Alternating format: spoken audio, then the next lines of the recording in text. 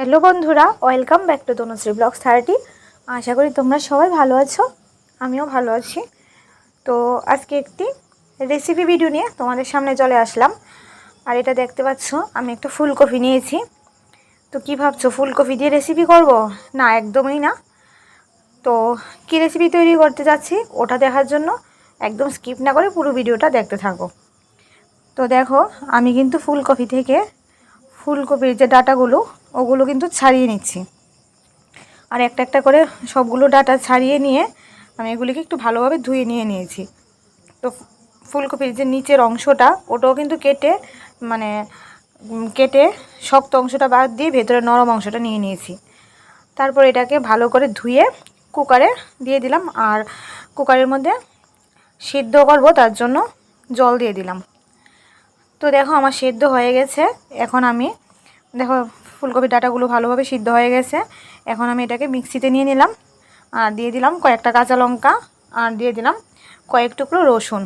দিয়ে এটাকে আমি এবার পেস্ট করে নেব। তো দেখো, আমার কিন্তু পেস্ট হয়ে গেছে। এবার আমি একটা কড়াই বসিয়ে দিলাম। আর কড়াইতে দিয়ে দিলাম দুটো শুকনো লঙ্কা ফোড়ন। শুকনো লঙ্কা ফোড়ন দিয়ে শুকনো লঙ্কাগুলো একটু গরম হতে না হতে দিয়ে দিলাম সর্ষের তেল। আমি কিন্তু রান্নাটা লাল তেলে করছি, তোমরা ইচ্ছা করলে সাদা তেলেও করতে পারো। তো শুকনো লঙ্কাটা গরম হয়ে যাওয়ার পর তারপর দিয়ে দিলাম একটা আস্ত পেঁয়াজ কুচি। এবার পেঁয়াজ কুচিটাকে ভালোভাবে একটু নেড়ে চেড়ে ভাজা করে নেব। তো দেখো, আমার পেঁয়াজটা ভাজা হয়ে গেছে। এবার আমি তাতে দিয়ে দিলাম পেস্ট করে রাখা ফুলকপির ডাঁটাগুলো। তারপর দিয়ে দিলাম হলুদ গুঁড়ো আর স্বাদ মতো লবণ দিয়ে আমি এটাকে একটু ভালোভাবে নেড়ে চেড়ে দেবো, যাতে হলুদ আর লবণটা পেস্টটার সঙ্গে ভালোভাবে মিশে যায়। তো দেখো, আমার কিন্তু ভালোভাবে মিশে গেছে, কিন্তু এটা কিন্তু হয়নি। আমি কিছুক্ষণ সময় নিয়েছিলাম। তো এটা কিন্তু এখনও হয়নি, এটার মধ্যে এখনও জল আছে, জলটা কিন্তু শুকোতে হবে। তো জলটা শুকোনো পর্যন্ত আমাকে অপেক্ষা করতে হবে। আর এরকমভাবে নাড়তে হবে যাতে নিচে দিয়ে লেগে না ওঠে। আর একদম গ্যাসের ফ্লেমটা কিন্তু কম করে রাখতে হবে।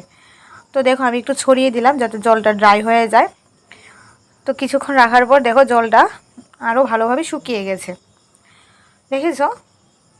তো এভাবে নাড়াচাড়া করতে করতে ফাইনালি আমার বাটাটা হয়ে গেছে। এটা হচ্ছে ফুলকপির ডাঁটাগুলো বাটা। তো দেখো, এবার আমি এটাকে একটা পাত্রে তুলে নিলাম। তো দেখো, এভাবে তোমরা গরম গরম, আমরা তো ফুলকপির ডাঁটাগুলোকে ফেলেই দিই, তাই না? তো এভাবে ফুলকপির ডাঁটাগুলোকে পেস্ট করে বাটা করে তোমরা খেয়ে দেখতে পারো। গরম গরম ভাতের সঙ্গে জাস্ট জমে যাবে, খুব টেস্টি হয়েছে। আমিও প্রথমবার ট্রাই করলাম। তো যদি আমার এই ভিডিওটি ভালো লাগে একটি লাইক কমেন্ট করে দিও, আর প্রচুর পরিমাণে শেয়ার করে দিও। নেক্সট ভিডিওতে তোমাদের সঙ্গে দেখা হচ্ছে। তো চলো, টাটা, বাই বাই।